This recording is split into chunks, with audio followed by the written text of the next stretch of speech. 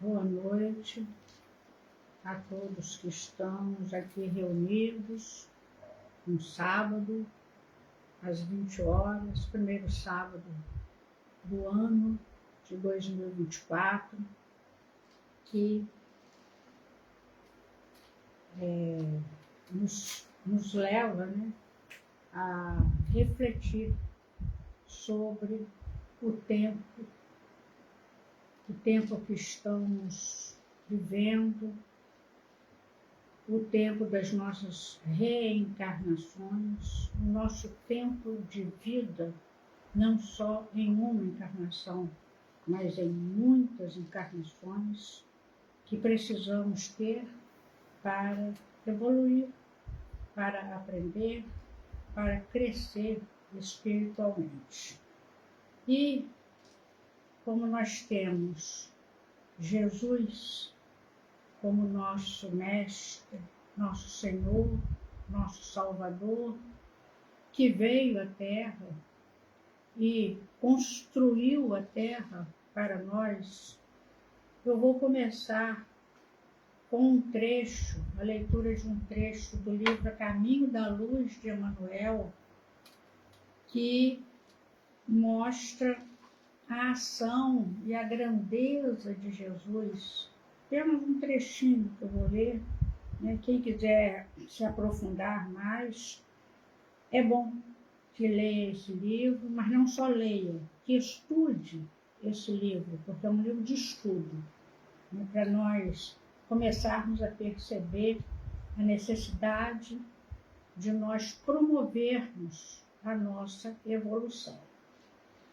Então, no capítulo intitulado, que é o primeiro capítulo, A Gênese Planetária, e por coincidência, hoje lembramos o lançamento do quinto livro de Kardec, do Pentateuco de Kardec, A Gênese, em 1868, 1º de janeiro de 1868, aliás, 6 de janeiro, perdão, hoje é dia 6, no primeiro mês do ano, eu vou ler um tópico do primeiro capítulo, intitulado A Gênese Planetária, intitulado O Divino Escultor, que é Jesus.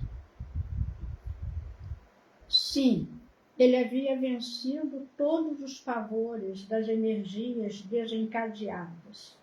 Com as suas legiões de trabalhadores divinos, lançou o escopo da sua misericórdia sobre o bloco de matéria informe que a sabedoria do Pai deslocara do sol para as suas mãos augustas e compassivas. Operou a escultura geológica do orbe terreno, talhando a escola abençoada e grandiosa, na qual o seu coração haveria de expandir-se em amor, claridade e justiça. Mais abaixo, Emmanuel escreve: organizou o cenário da vida, criando sob as vistas de Deus o indispensável à existência dos seres do porvir, que somos nós, Então, sob as vistas do Pai, Jesus organizou um mundo para nós, que é a Terra. Criou, organizou, criou a Lua, enfim, é um livro de estudos, de revelações, através da psicografia de Chico Xavier, um livro impressionante, para nós começarmos a pensar na grandeza de Jesus. E ainda nesse capítulo, Emmanuel fala: a ciência do mundo não lhe viu as mãos augustas e sábias na intimidade das energias que vitalizam o organismo do globo. Substituíram-lhe a providência com a palavra natureza, em todos os seus estudos e análises da existência, mas o seu amor foi o verbo da criação do princípio, como é e será a coroa gloriosa dos seres terrestres na imortalidade sem fim. Vamos fazer a nossa prece. Jesus, nosso Mestre, nosso Senhor, aqui estamos mais uma vez tentando nos conectar com a Tua grandeza, Senhor, tentando aprender mais um pouco a valorizar o Teu sacrifício de vinda à Terra após criar este mundo, que seria o mundo da nossa regeneração, o mundo para o nosso crescimento espiritual, e começarmos a abandonar os nossos defeitos morais, espirituais, e a valorizar mais a virtude, as virtudes que Tu vieste nos ensinar através não só das palavras, mas dos atos e dos exemplos. Pedimos, Senhor, que nesta hora em que nos reunimos em Teu nome, estejam presentes nossos espíritos, amigos, guardiães de nossas casas, nossas mentes, nossos corações, para que possamos despertar para a grandeza da Tua obra, Senhor, para que possamos direcionar agora nossos passos em direção ao Teu coração. Abençoa a nossa reunião e fica conosco, Senhor, hoje, agora e sempre. Então, meus irmãos, ainda no livro, neste livro, que é tão pequeno, não é grosso, mas na sabedoria de Emmanuel, que tem um poder de síntese impressionante, ele diz tudo que nós precisamos saber neste livro, A Caminho da Luz. E aí, no penúltimo parágrafo da introdução deste livro, ele fala assim: só Jesus não passou na caminhada dolorosa das raças. É tão importante essa frase. Só Jesus não passou na caminhada dolorosa das raças, porque há pessoas, inclusive espíritas, que na preguiça espiritual, dos passos a serem dados, começam a trazer Jesus, comparando Jesus conosco, mas não existe comparação.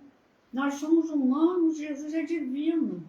E Emmanuel declara aqui que ele não passou pelo processo de reencarnação que nós temos passado e devemos passar até alcançar realmente um estágio que não necessite mais disso. Só Jesus não passou na caminhada dolorosa das raças. É importante que a gente grave essa frase, objetivando a dilaceração de todas as fronteiras para o amplexo universal. Ele, Jesus, é a luz do princípio. E nas suas mãos misericordiosas repousam os destinos do mundo. Seu coração magnânimo é a fonte da vida para toda a humanidade terrestre. Sua mensagem de amor no Evangelho é a eterna palavra da ressurreição e da justiça, da fraternidade e da misericórdia. Todas as coisas humanas passaram. Todas as coisas humanas se modificarão. Ele, porém, é a luz de todas as vidas terrestres, inacessível ao tempo e à destruição. Então, é um parágrafo básico para nós começarmos a refletir sobre a grandeza do nosso Mestre. Ele é muito mais do que os livros por aí falam, do que os vaidosos falam, do que os preguiçosos falam. Ele é a luz do princípio. Então, vamos começar a refletir sobre isso. E apesar de querermos buscar, sim, uma intimidade com Jesus, pelo seu amor, pela sua luz, pela sua misericórdia, nós ainda não alcançamos essa intimidade. Nós ainda não estamos em condições de entender Jesus. Nós temos que sentir Jesus, temos que crer em Jesus, temos que pedir a Jesus, temos que nos ajoelhar diante de Jesus.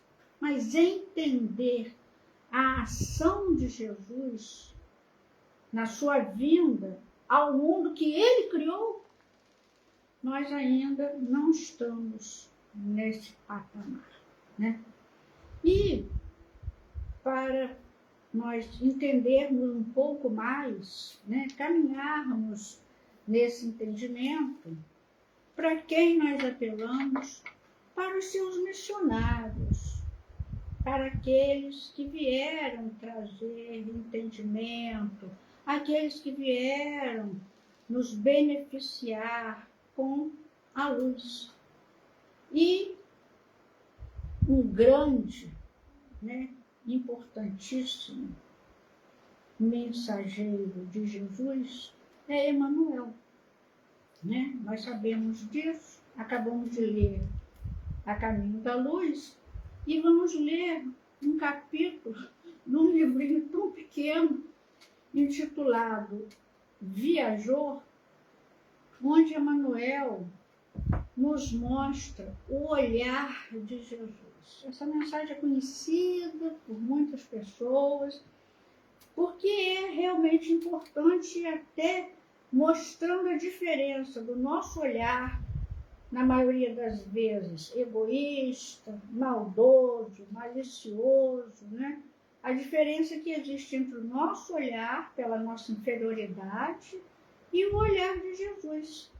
Então, Emmanuel fala assim: recordemos o olhar compreensivo e amoroso de Jesus, a fim de esquecermos a viciosa preocupação com o argueiro, que por vezes aparece no campo visual dos nossos irmãos de experiência. Temos uma trave diante dos nossos olhos e vigiamos o argueiro no olho do nosso companheiro. Então, fala Emmanuel, o mestre divino jamais se deteve na faixa escura dos companheiros de caminhada humana. E aí ele cita alguns personagens conhecidos nossos, né, que estão no Evangelho, narrado por Mateus, Marcos, Lucas e João. A diferença dessas pessoas que nós consideramos pecadoras, cheias de defeito, e que Jesus não vê isso nessas pessoas, assim como ele também não vê os nossos pecados em nós, porque ele não quer ver, ele quer que nos livremos. Nós vamos ver a análise que Emmanuel faz e também a análise inspiradíssima que Haroldo Dutra Dias faz no seu livro Despertar, que é semelhante ao que Emmanuel fala aqui. Então ele começa com Bartimeu, o cego, né, de Jericó. Em Bartimeu, o cego de Jericó, não encontra o homem inutilizado pelas trevas. E a gente sabe que nesse episódio aí, quando ele passa, né, pelo cego Bartimeu, ele está sempre acompanhado de muitos, ou quase todos, apóstolos e muitos discípulos, né? Eles perguntam a Jesus: Senhor, quem pecou, ele ou os pais, para que nascesse assim?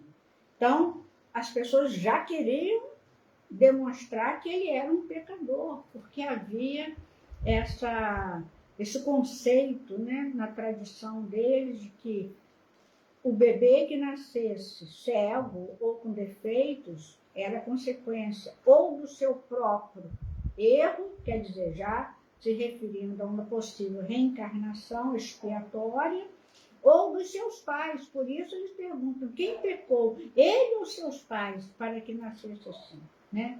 Então era um inutilizado. Não havia, na época, hospitais, né? Não havia tratamento para a cegueira, não havia trabalho para os cegos. Então, o cego era destinado a esmolar. A própria família, né, o dispensava de dentro de casa. Muitos, e a maioria dos cegos, viviam nas ruas, esmolando, que era uma vergonha ter um filho cego, né? Então, em Bartimeu, o cego de Jericó não encontra o homem inutilizado pelas trevas, mas sim o amigo que poderia tornar a ver, restituindo-lhe desse modo a visão que passa de novo a enriquecer-lhe a existência. Então, Jesus pergunta, né, a ele que ele queria, e ele fala, que eu vejo, Senhor. E Emmanuel fala, Bartimeu soube pedir, né, que eu vejo.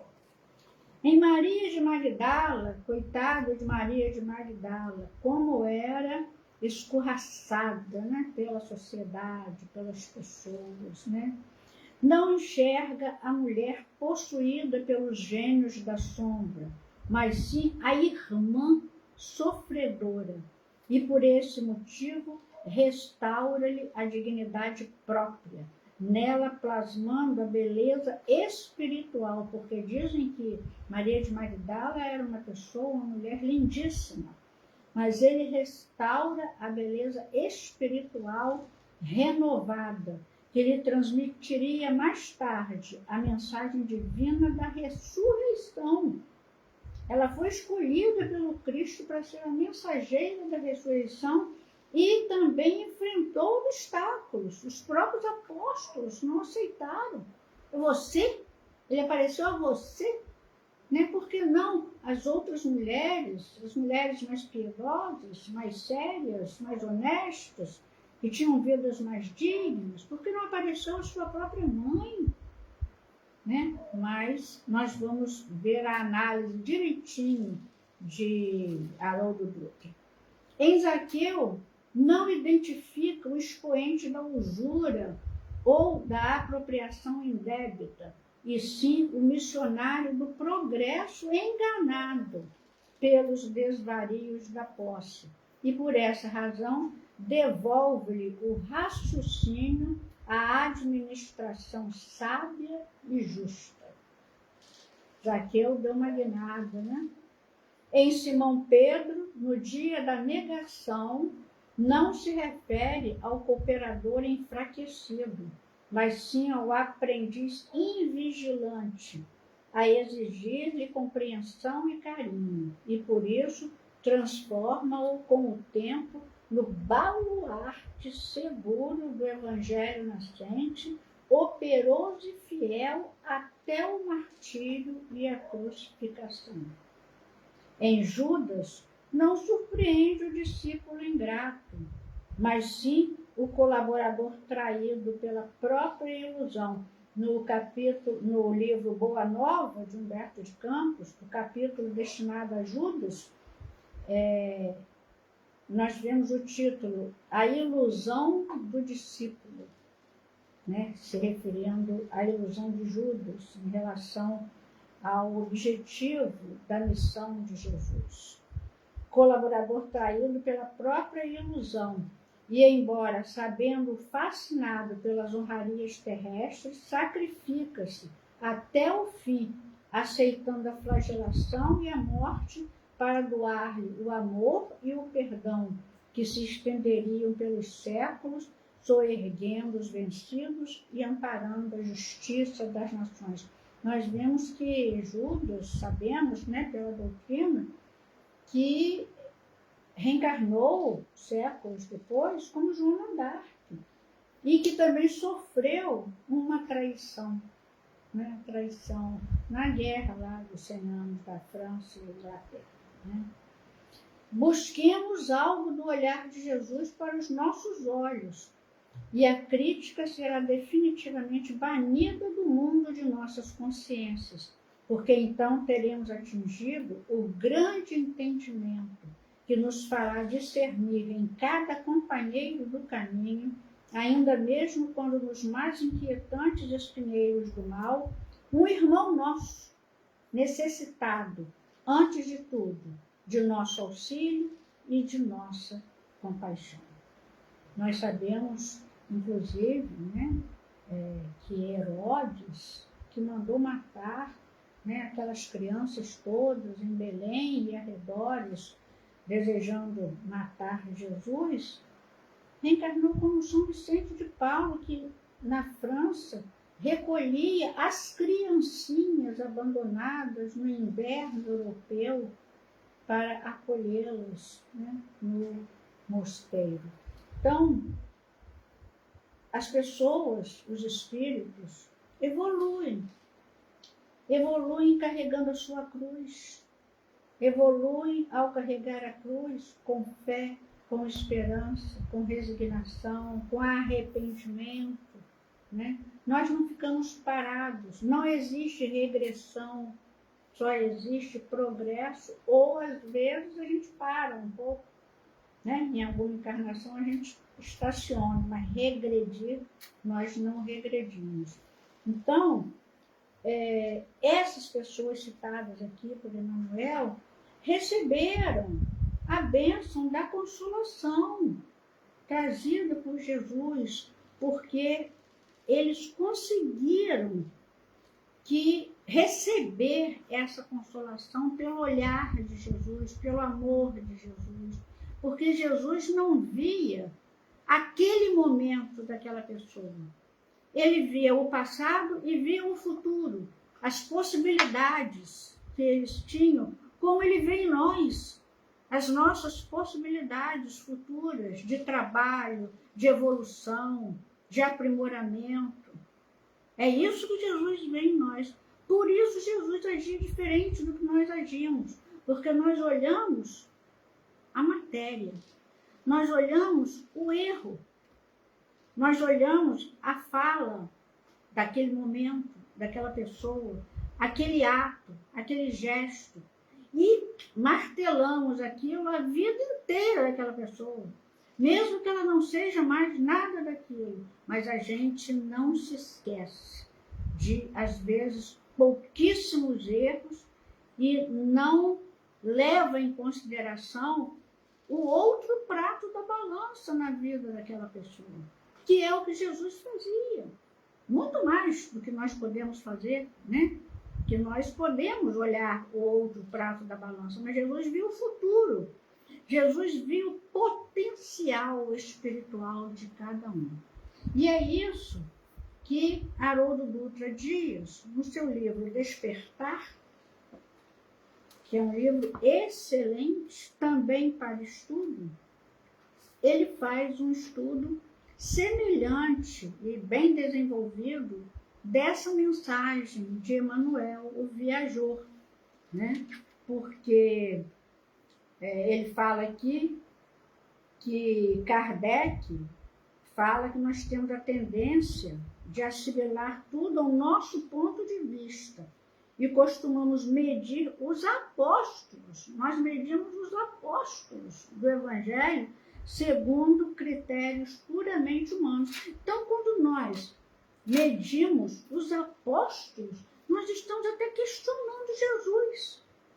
Por que Jesus escolheu Pedro? Por que Jesus escolheu Judas? Por que Jesus escolheu João, Tiago? Nós sabemos por quê? Jesus sabia por quê. E é um estudo tão interessante que Haroldo Dutra faz, porque ele mostra cada um, na verdade, representando um grupo de espíritos com aquelas características daquele apóstolo.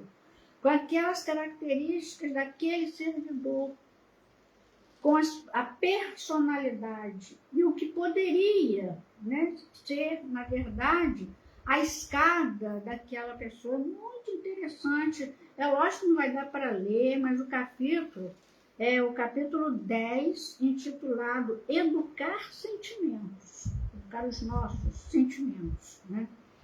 E no início do capítulo, ele fala assim: ocorre que quando se refere à figura de Jesus, tal qual nos apresenta a doutrina espírita, o Espiritismo mostra a real condição de Jesus.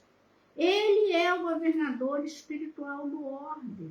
Mais do que isso, porque tem muitos espíritas que só falam isso, que já é muito, mas que só falam que Jesus é o governador do planeta. Ele é o espírito que construiu esse planeta. É além. Ele não recebeu apenas a governadoria. O planeta estava pronto e ele foi eleito governador. Não. Ele construiu, é diferente. Ele construiu a casa para nós, né? Então, ele é o espírito que construiu esse planeta.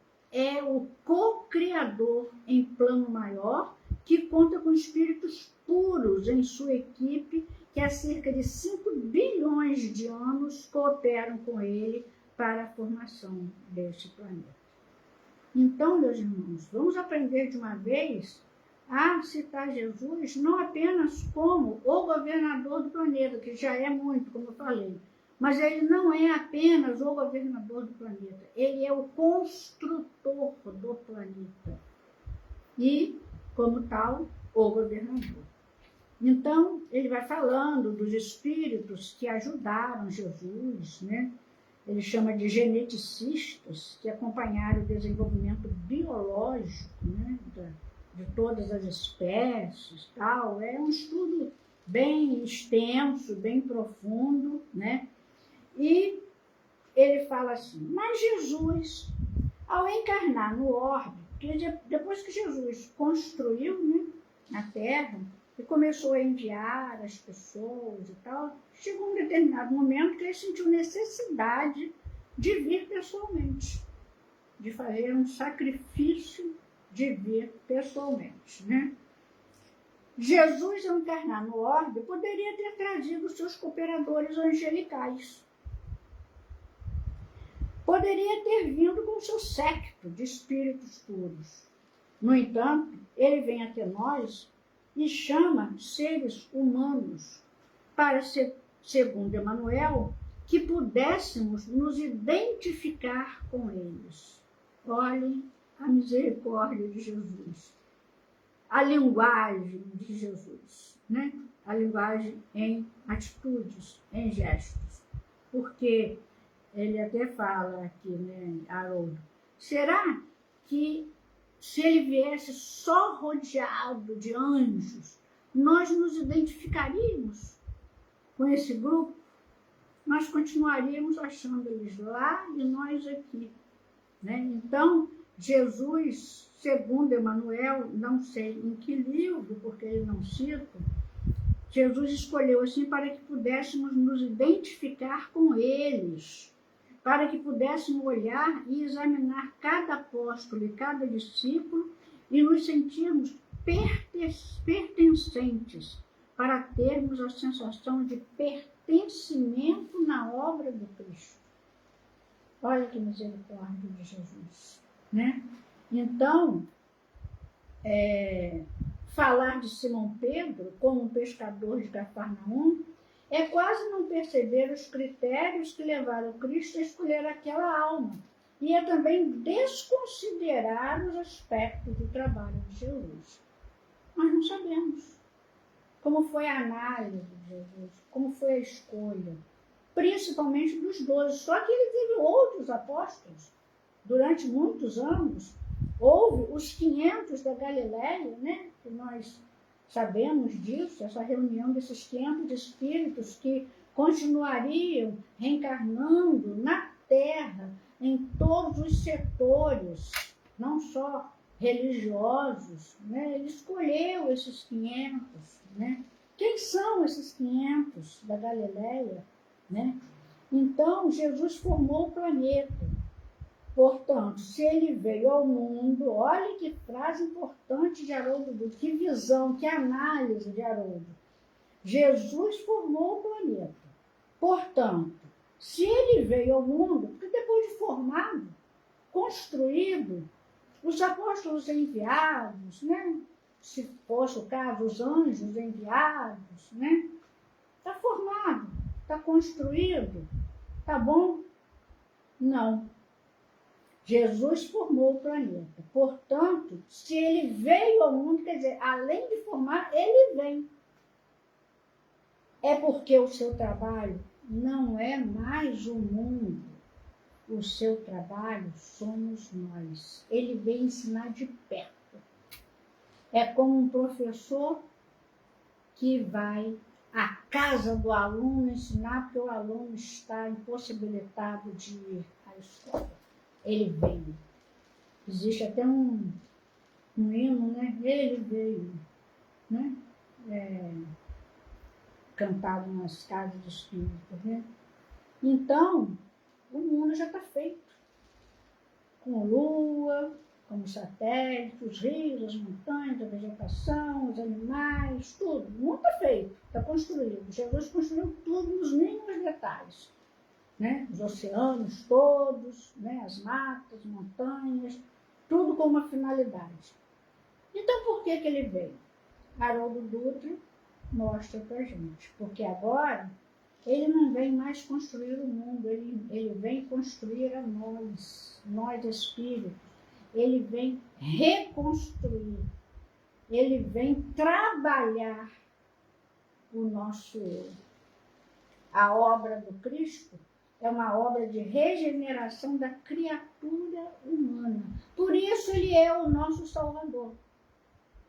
Eu vim para que tenhais vida, e vida em abundância. Então, esta é a obra de Jesus, para que nós tenhamos a verdadeira vida. Não é só reencarnar, é ter a vida, e a vida em abundância. É bom dizer isso, porque nós imaginamos sempre que Jesus está recrutando trabalhadores para trabalhar com alguém. Não! Jesus recruta servidores para, primeiramente, transformar os servidores.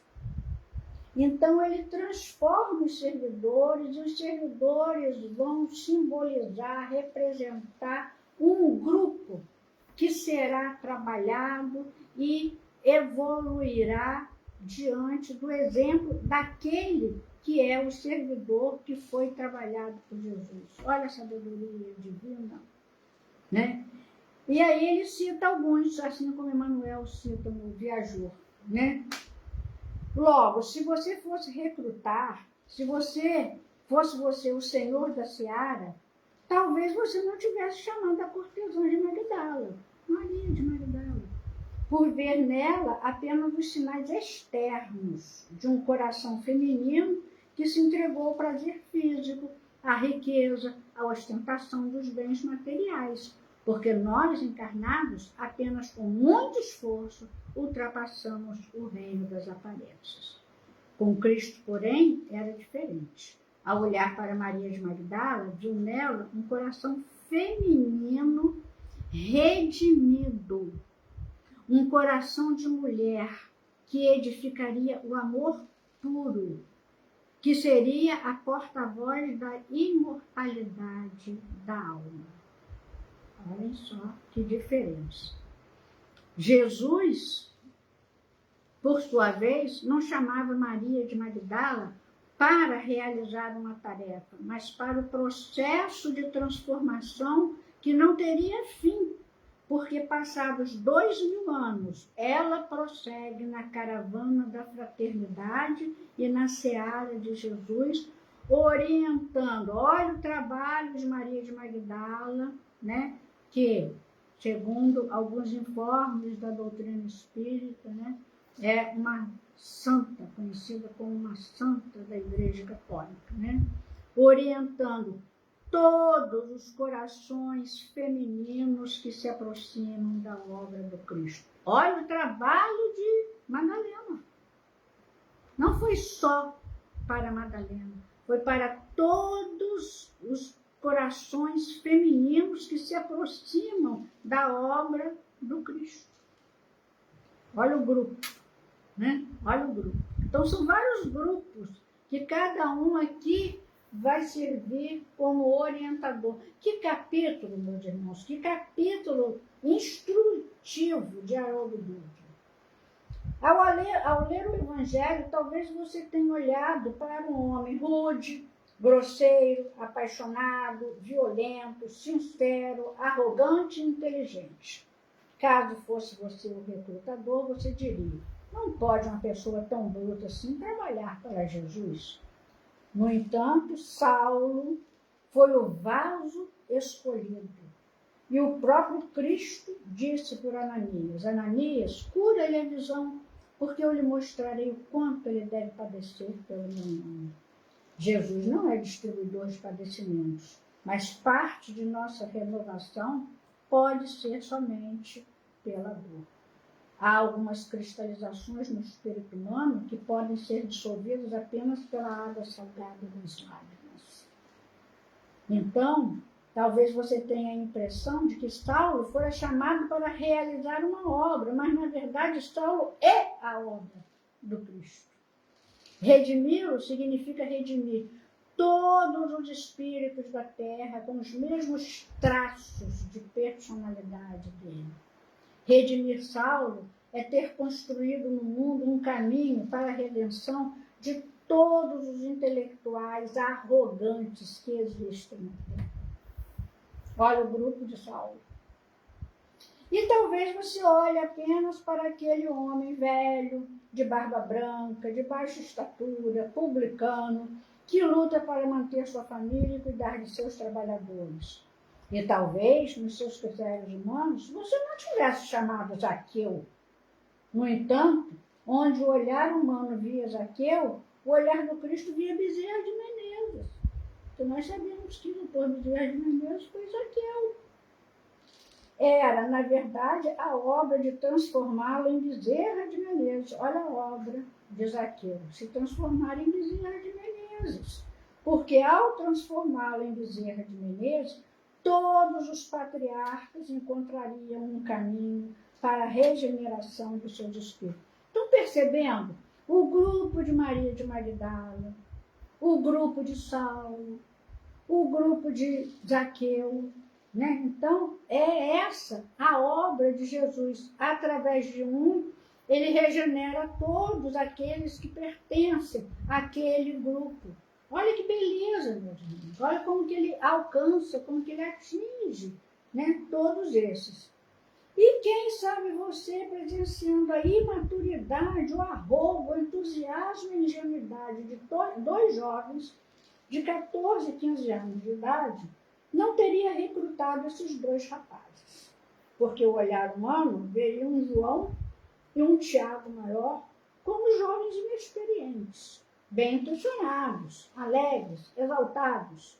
Mas os olhos do Cristo enxergavam em João aquele que viria como Francisco de Assis.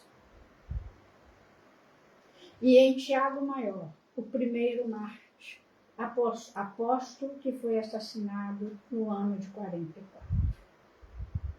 Olhem só o olhar de Jesus, né? Como Haroldo está totalmente, né, de acordo com a mensagem de Emmanuel.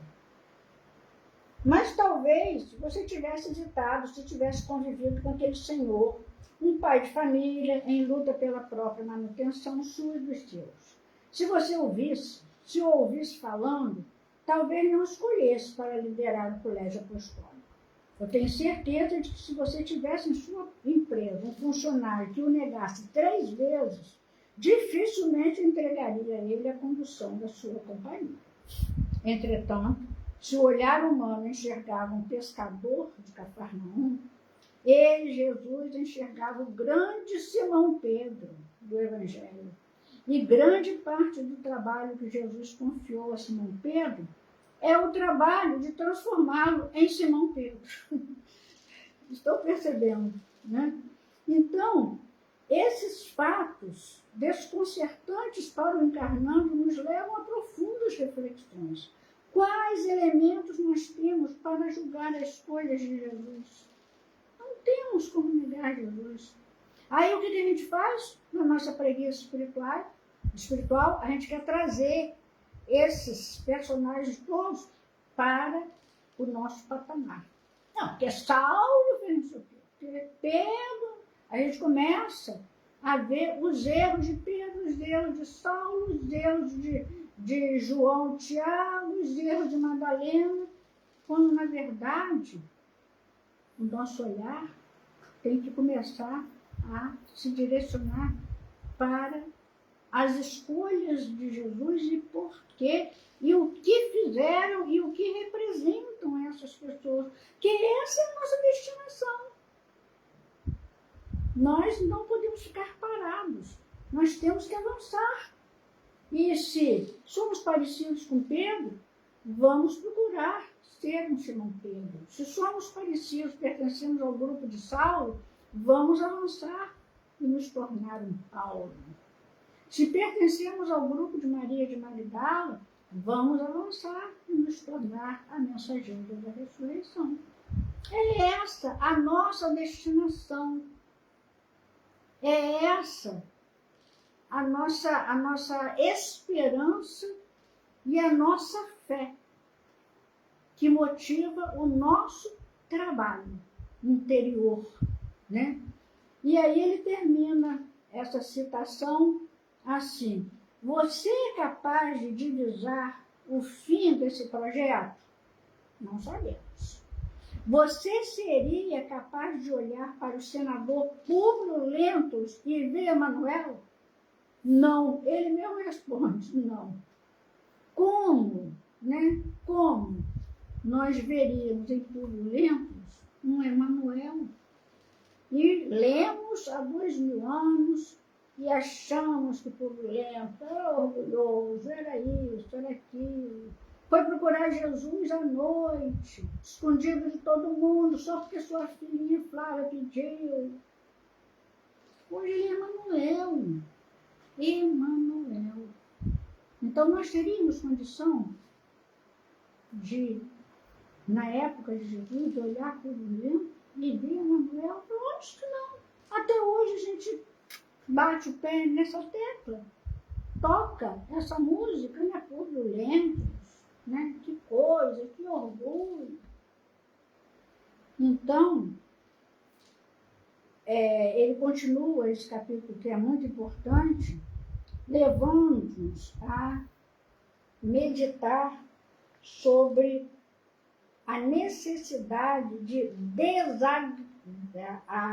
a necessidade de não desagregar, de agregar, de estar junto, mudar o nosso olhar para que a gente possa se agregar como discípulos do Mestre que evoluem em sua direção.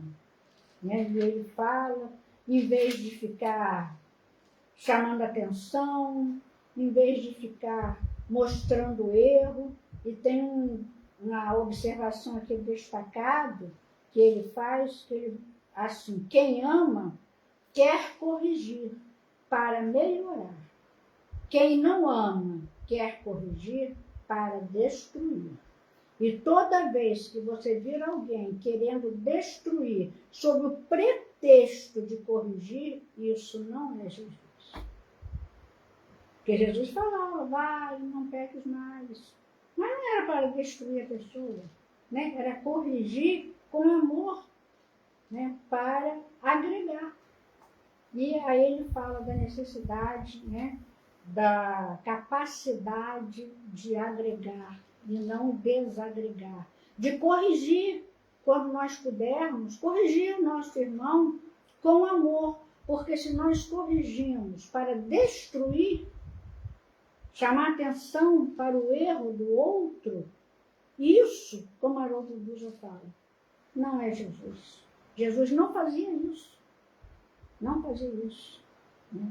Então, meus irmãos, só como meditação final, eu trouxe o livro que Rafael trouxe semana passada, que é um livro maravilhoso, emocionante, escrito por um padre, Romano Guardini, que eu estou assim, embevecida com esse livro, realmente, porque o nome é O Senhor.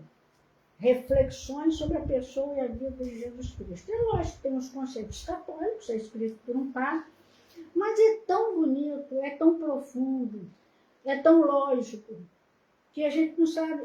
Eu já pedi licença a Rafael, porque eu só sei ler grifando os trechos que mais me chamam a atenção. Para o livro é seu, mas sinto muito, eu vou grifar, vou marcar, que aí depois, quando a gente quer voltar, né, ao trecho que chamou mais atenção, a gente encontra, né? E no capítulo 9, Os Enfermos, lindíssimos capítulo, ele mostra que Jesus, olha que coisa linda, foi um dia quente. Quando anoitece, vem das montanhas uma brisa refrescante. E então é como se algo se abrisse ao redor de Jesus. E de toda parte aflui para ele a miséria humana. Alguns vêm por seus próprios pés, outros precisam ser carregados. E ele circula entre a multidão sofredora, e dele se desprende uma força divina que cura. Então, ele mostra que nem sempre Jesus parava para botar a mão na cabeça, para botar a mão nos olhos. Ele circula. Isso a gente sabe nos Atos dos Apóstolos, que até a sombra de Pedro curava. Imagine a presença de Jesus circulando. Eu fiquei imaginando a cena. Jesus circulando entre as pessoas doentes, cegas, paralíticas, trazidas ou vindas por sua própria vontade. Jesus circulava. E na hora que ele circulava, porque eram multidões, multidões. E enquanto ele circulava por entre os miseráveis, ele ia curando as pessoas. Olhem que coisa linda. Uma força divina que cura. Assim se cumprem as palavras do profeta Isaías. Ele tomou sobre si as nossas dores e carregou as nossas enfermidades. O Espírito que age nele tem o poder de curar desde as raízes, porque é capaz de criar. Isto é, de tomar nas mãos o princípio interno da vida e realizar uma nova criação. O poder curador de Jesus é tão inesgotável que pode acolher toda a miséria humana que se agrupa ao seu redor. Jesus não recua. Não lhe assustam as feridas, os membros retorcidos, os rostos deformados, as dores de todo tipo. Acolhe-os.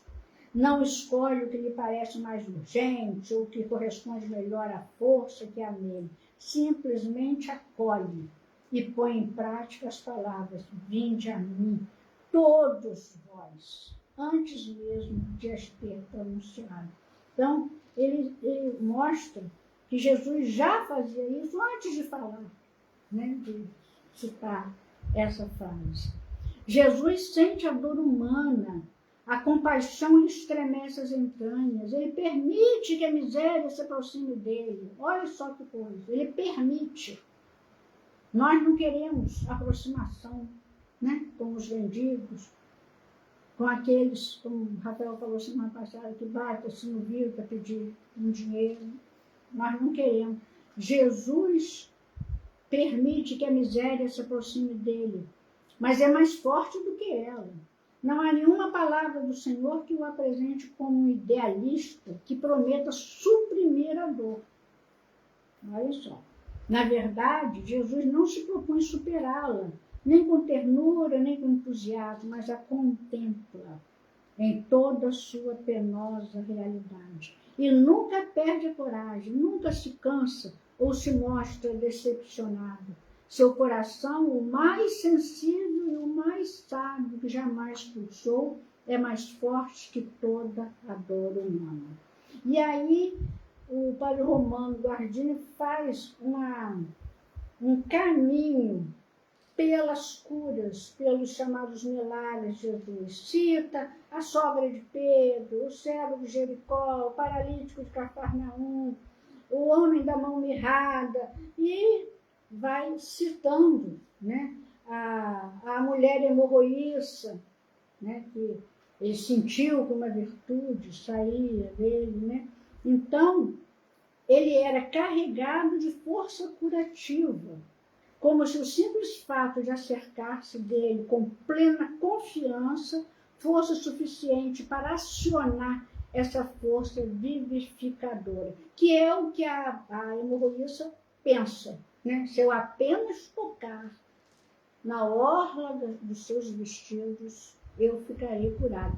Foi isso, né, que acionou a força vivificadora de Jesus. Essa confiança, é essa fé. Eu tive a ousadia de acrescentar uma coisinha ao título desse 9º capítulo, porque o autor coloca os enfermos, e eu botei assim, e a fé. Porque Jesus, né, aqui tudo, na vida dos 3 anos de Jesus aqui na Terra, ele se refere à fé. Vai em paz, a tua fé te salvou, né? Quando as coisas negativas acontecem, ele fala, homens de pouca fé, homem de pouca fé. Quando Pedro afunda, né? Em Nazaré não realizou muitos milagres porque não acreditavam nele. Então há sempre um trabalho, né, de realce da importância da fé. A tua fé te salvou, vai em paz. O leproso, né, único que voltou, né, dos 10 curados, onde estão os outros 9? Né? E aí, vai em paz, tua fé te salvou. Então, grande multidão de pessoas curadas ouviram de Jesus um elogio à fé, à necessidade da fé. Por que os discípulos não curaram aquele menino, cujo pai depois foi a Jesus, né? Por causa da vossa pouca fé. Jesus fala que os apóstolos não tiveram a fé necessária para curar aquele menino. E o pai já tinha ido a eles, não tinha conseguido, e foi a Jesus. E Jesus curou. Era um endemoniado, né? Então, ele cura muito, mas sempre relacionado com o paralítico de Cafarnaum. Foi um episódio assim, muito bonito também, porque quando os 4 amigos, né, não tinham como entrar na casa, a casa era pequena, uns dizem até que era a casa de Pedro, não sabemos, né? Mas a casa era pequena. Eles resolveram colocar o homem pelo telhado.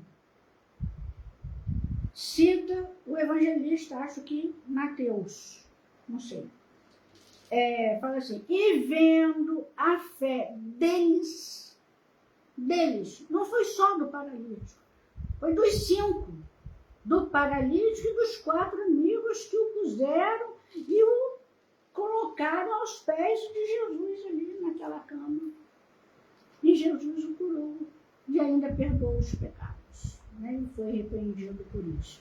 Então, nós vemos a necessidade da fé. Exemplos não nos faltam, né? Mas a fé para alcançar, né, a ação de Jesus. Nós precisamos crer, nós precisamos confiar em Jesus, que Ele está presente, mas nós temos que fazer a nossa parte.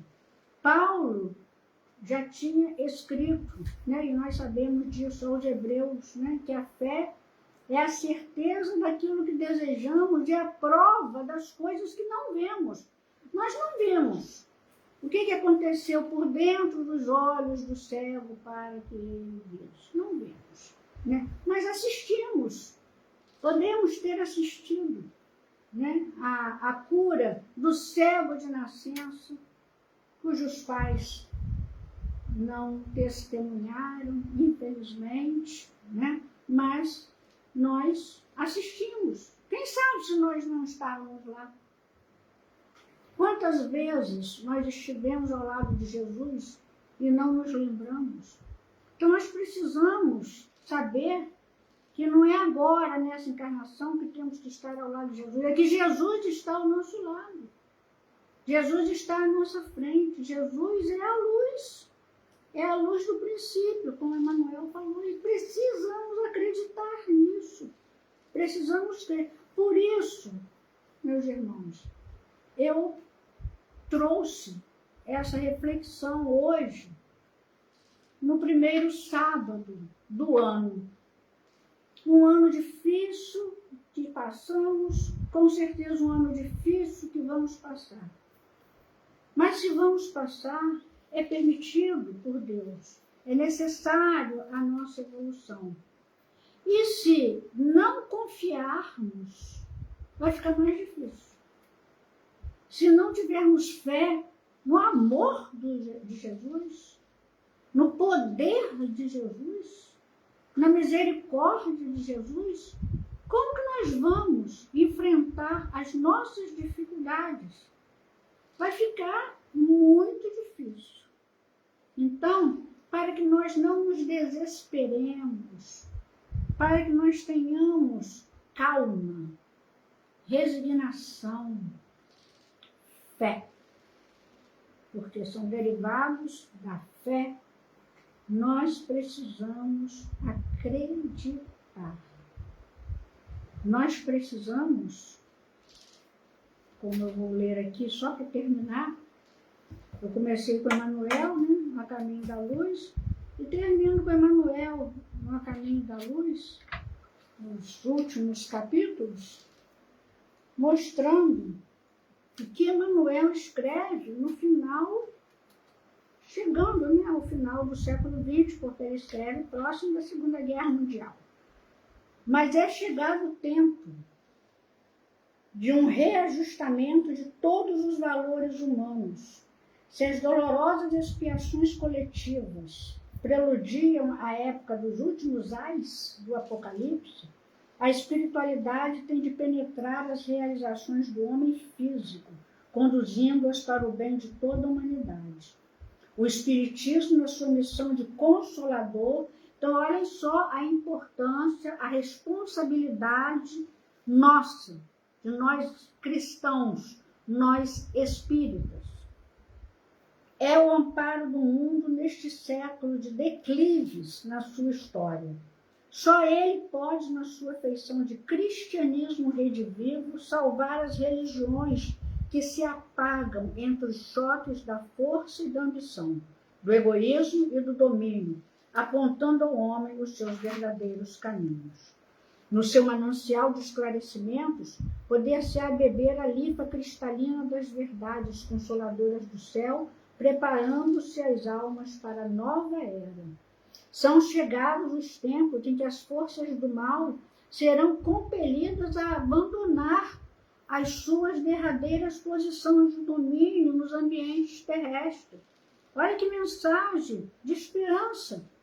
E os seus últimos triunfos são bem o penhor de uma reação temerária e infeliz, apressando a realização dos vaticínios sombrios que pesam sobre o seu império perecível. Ditadores, exércitos, hegemonias econômicas, massas versáteis e inconscientes, guerras inglórias, organizações seculares passarão com a vertigem de um pesadelo. A vitória da força é uma claridade de fogos de artifício.